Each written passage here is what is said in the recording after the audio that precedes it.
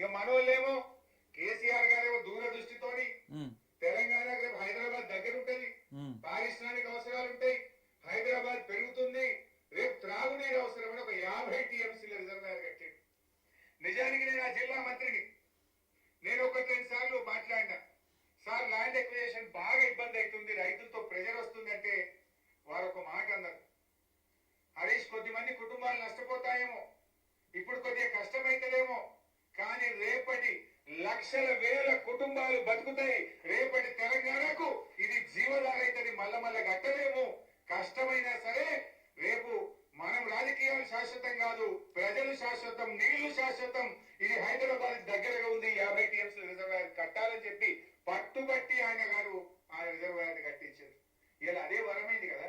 ఇలా రేవంత్ రెడ్డి ఇంతగానే ఎగురుతుండు, ఏమెగురుతుండు, కాళేశ్వరం కూలిందని ఒక దిక్కు అంటాడు, మల్లన్న సాగర్ నుంచి హైదరాబాద్ 20 టీఎంసీల నీళ్లు తెస్తా అని 6,000 కోట్లతో టెండర్లు పిలిచిండు. మరి ఇసుకలు కాలేజీలు పెడతారా అన్నాడు రేవంత్ రెడ్డి. దానికి ఒక కొండ విశ్వేశ్వరరెడ్డి గారు కూడా తానే అంటే తందా అని చెప్పి ఒకటి షోకేస్ చేసి విలేకరులందరినీ పిలిచి ఎక్కడైతే హార్డ్ రాకుంటుందో అక్కడే కట్టాలి అన్నాడు.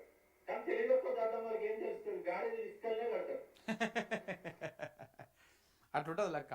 బ్యారేజ్ కట్టేది ఇసుకలనే కడతారు, రాక్ వస్తే ఆడ డ్యామ్ కడతారు, రాక్ మీద కట్టేది డ్యాము, బ్యారేజీలు కట్టేది మొత్తం ఇసుకలనే కడతారని చెప్పేసి ఆయన చెప్పడం జరిగింది.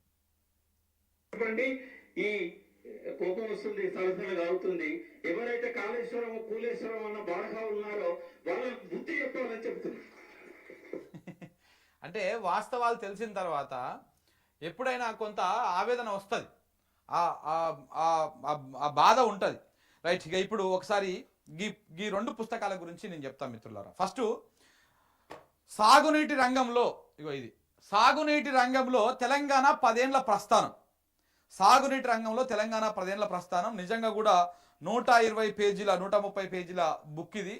ప్రతి తెలంగాణ పౌరుడు జర్రా రాజకీయాలు పక్కన పెడదాం, కాసేపు రాజకీయాలు పక్కన పెడదాం, మన నీళ్ళేంది, మన కథ ఏంది, మన గోసేంది తెలుసుకునేటువంటి ప్రయత్నం చేద్దాం. ఇలా ఏ పార్టీ అధికారంలో ఉంది, రేపు ఇంకో పార్టీ రాని, ఇంకోటి రాని వాస్తవాలు మనకు తెలిసి ఉండాలి. తెలంగాణ ప్రజలుగా, ఈ గడ్డ బిడ్డలుగా, మనము పౌరులుగా మనకు ఆ బాధ్యత ఉన్నది. చదువుకున్నటువంటి వాళ్ళు ఒకసారి ఈ పుస్తకాన్ని చదివితే 131 పేజీలు మహా అని కూర్చుంటే ఒక రోజులా మంచిగా అర్థం చేసుకుంటాడు. చదవాలంటే ఒక రోజులో చదివేయచ్చు దీన్ని. ఒక రోజు మనది కాదనుకుంటే ఇది చదువుకోవాలి. చదివి కొంత అవగాహన తెచ్చుకోండి. మనకు నీళ్ళ సోయి రావాలే. నాకు వి ప్రకాష్ గారు చాలాసార్లు చెప్పారు, తెలంగాణలోకి తెలంగాణ సోయి వచ్చింది కానీ నీళ్ళ సోయి ఇంకా రాలేదు అని. నిజంగానే నీళ్ళ సోయి రాలే. నీళ్ళే సర్వస్వం, గుర్తుపెట్టుకోండి. నీళ్ళే జీవం. నీటి బిందు అనేటిదే జీవం. ఒక ప్రాణం బతకాలంటే నీళ్లు కావాలి. మనము అంగారకుడి మీద, చందమామ మీద, లేకపోతే ఇతర గ్రహాల మీద వందల వేల కోట్లు, లక్షల కోట్లు ఖర్చు పెట్టి రాకెట్లు పంపించి అక్కడ పరిశోధనలు చేస్తున్నాం. ఎందుకు చేస్తున్నాం? నీటి బిందువు కోసమే చేస్తున్నాం. ఏ గ్రహం మీద అయితే నీటి బిందువు ఉంటుందో అక్కడ ఆక్సిజన్ ఉంటుంది, అక్కడ మనిషి బతకడానికి అవకాశం ఉంటుంది, అక్కడ ఏదన్నా జీవి బతుకుతుంది. కాబట్టి నీటి బిందువులు, నీటి జాడ ఏడ ఉంది అని చెప్పేసి వాళ్ళ ఇతర గ్రహాల మీద మనం లక్షల వేల కోట్ల రూపాయలు ఖర్చు పెట్టేసి ప్రయోగాలు చేస్తూ ఉంది దేశం, ప్రపంచం. ఎందుకోసం చేస్తూ ఉంది? నీటి కోసం. కాబట్టి నీళ్లు లేకపోతే జీవం లేదు. ఆ నీళ్ళ సోయి మనం తెచ్చుకోవాల్సినటువంటి అవసరం ఉంది తెలంగాణ పౌరులుగా. మనము మన తెలంగాణ రాష్ట్ర పోరాటంలో కూడా 3 ప్రధానంగా మాట్లాడితే, నీళ్లు, నిధులు, నియామకాలు మాట్లాడితే, ఈ నీళ్ళ గురించి మనకి ఇంకా సోయి రాలే. తెలంగాణ సోయి వచ్చింది, మేము తెలంగాణలో మాకు అన్యాయం జరుగుతున్న తెలంగాణ సోయి వచ్చింది, కానీ నీళ్ళ సోయి రాలే. మనకు గోదావరి ఏంది, గోదావరిలో ఎన్ని నీళ్ళు పోతున్నాయి, కృష్ణ ఏంది, కృష్ణలో ఎన్ని నీళ్ళు పోతున్నాయి, మన ప్రాజెక్టులు ఏంది, మనం ఏడ ఉన్నాము, మన గడ్డ ఏంది, మన కథ ఏంది, ఎక్కడెక్కడి నుంచి ఏడంగా నీళ్ళు వస్తాయి, ఎవడెవడు ఎట్ట దోపిడీ చేసిర్రు, ఏ రకంగా తెలంగాణ రాష్ట్రానికి, తెలంగాణ ప్రాంతానికి నీళ్ళు రాకుండా ఇబ్బందులు పెట్టిర్రు, ఎందుకు తెలంగాణ రాష్ట్రాన్ని ఏర్పరచుకున్నాము, ఏ రకంగా కృష్ణా నీళ్ళ పంపకాల్లో ఆ వాటాలో మనకు అన్యాయం జరిగింది, ఏ రకంగా 60-40 అయ్యింది, తెలంగాణ మొత్తం మెజారిటీగా పారేది మొత్తం ఏమో కృష్ణానది తెలంగాణలో మెజారిటీగా వారుతుంది, పరివాహక ప్రాంతం తెలంగాణ ప్రాంతంలో ఎక్కువ ఉంటుంది కృష్ణానది, కానీ కేటాయింపులేమో ఆంధ్రాకు ఉంటాయి. తెలంగాణకేమో 40%, ఆంధ్రాకేమో 50-60%. ఎందుకంటే అప్పుడు ప్రాజెక్టుల వారీగా ఆ లెక్క ప్రకారం కట్టారు. మన దగ్గర ప్రాజెక్టులు సగం పూర్తయినాయి, ఎత్తిపోసుకునే ప్రాజెక్టులు, లిఫ్ట్లు, కాబట్టి మన తొందరగా పూర్తి కాలే. పూర్తి వేయలే వాళ్ళు కుట్రలతోటి. సో ఇట్లా నీళ్ళ సోయి తెచ్చుకోవాల్సినటువంటి అవసరం ఉన్నది. అందుకనే నేను ప్రతి ఒక్కరికి విజ్ఞప్తి చేస్తా ఉన్నా, ఈ విషయాన్ని 10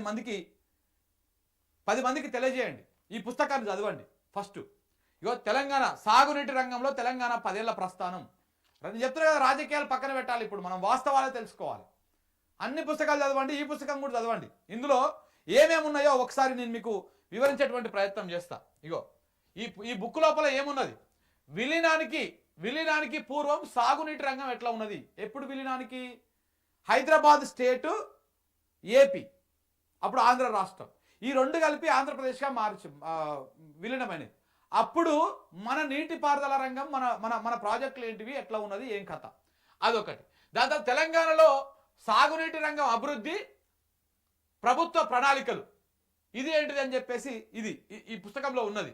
మిషన్ కాకతీయ చెరువుల పునరుద్ధరణ, పెండింగ్ ప్రాజెక్టుల పురోగతి, గడిచిన 10 ఏళ్లలో తెలంగాణ ప్రభుత్వం పూర్తి చేసినటువంటి ప్రాజెక్టుల రీడిజైనింగ్, ప్రాజెక్టుల ఆధునీకరణ, సాగునీటి శాఖలో సంస్కరణలు, ప్రాజెక్టులతో చెరువులకు అనుసంధానం, ఈ 10 సంవత్సరాల్లో ఏం జరిగింది అని తెలుసుకోవడం కోసం, వాగుల పునర్జీవన పథకం, చెక్ డ్యాముల నిర్మాణం, తలసరి నీటి నిల్వ పెరుగుదల, సాగునీటి శాఖ పునర్వ్యవస్థీకరణ లక్ష్యాలు, సాగునీటి వ్యవస్థ నిర్వహణ, ఉపాధి హామీ పథకాన్ని సాగునీటి పనులకు వినియోగం చేయడము, దేశానికి సమగ్ర జల విధానము, సాగునీటికి బడ్జెట్ కేటాయింపులు, నిధుల సమీకరణ, నీటి కేటాయింపులు, పరస్పర సహకారమే లక్ష్యంగా అంతర్రాష్ట్ర సంబంధాలు, న్యాయబద్ధమైన నీటి వాటా కోసం పోరాటం, మన కృష్ణ కేటాయింపులు కావచ్చు, ఏపీ కేటాయింపులు కావచ్చు, వీటి కోసము ఏ రకంగా పోరాటం చేసినాము, ఎట్లా మన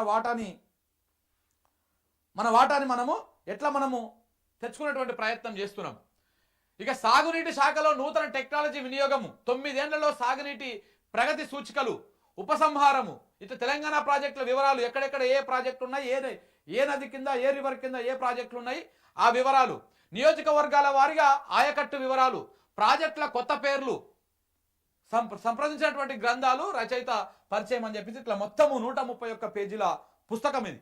131 పేజీల పుస్తకము. ఇటు గోదావరి, కృష్ణా నదులకు సంబంధించినటువంటి అన్ని ప్రాజెక్టులు, తెలంగాణలో ఉన్నటువంటి ప్రతి ప్రాజెక్టు, తెలంగాణలో ఉన్నటువంటి ప్రతి నీటిపారుదల శాఖకు సంబంధించినటువంటి సమాచారం ఈ పుస్తకం లోపల ఉంది. దయచేసి ప్రతి తెలంగాణ పౌరుడు, తెలంగాణ రాష్ట్రం మీద ప్రేమ ఉన్నటువంటి ప్రతి పౌరుడు ఈ పుస్తకాన్ని చదవండి. నేను కూడా ఆల్మోస్ట్ సగం చదివి నాన్నటికి వెళ్ళి. సో చాలా అద్భుతమైనటువంటి ఇన్ఫర్మేషన్ ఉంది ఇందులో. దాని గురించి నేను కూడా మరొకసారి ఇంకా కొన్ని విషయాలను మీకు వీడియోల రూపంలో కూడా అందజేస్తా. ఈ పుస్తకం లోపల ఏమేమి ఉంది అనేది కూడా సమయం దొరికినప్పుడల్లా చెప్పే ప్రయత్నం చేస్తా. కానీ మీరు ఒక పుస్తకాన్ని తీసుకొని మీరు ఈ విషయాలు మీరు చదువుకోరనుకో, ఇది చదివిరనుకో, మీరు 10 మందికి చెప్పగలుగుతారు, 10 మందికి చెప్పగలుగుతారు. కొంత ఇబ్బందికరంగా అనిపిస్తుంది ఒకసారి చదువుతుంటే, ఇంకొకసారి చదవండి, 1 సార్లు చదవండి, అర్థమవుతుంది. అప్పుడు మీరు వాస్తవాలు తెలుసుకొని ఎవడైతే తప్పుడు ప్రచారం చేస్తా ఉన్నాడో, ఎవరైతే ప్రజలను మభ్యపెట్టాలని చూస్తా ఉన్నారో, అప్పుడు మీరే 10 మందికి సమాధానం చెప్తట్టు అవుతారు వాస్తవాలు. సో కాబట్టి ఇది ప్రాజెక్టులకు సంబంధించి 10 ఏళ్లలో జరిగినటువంటి వ్యవహారం.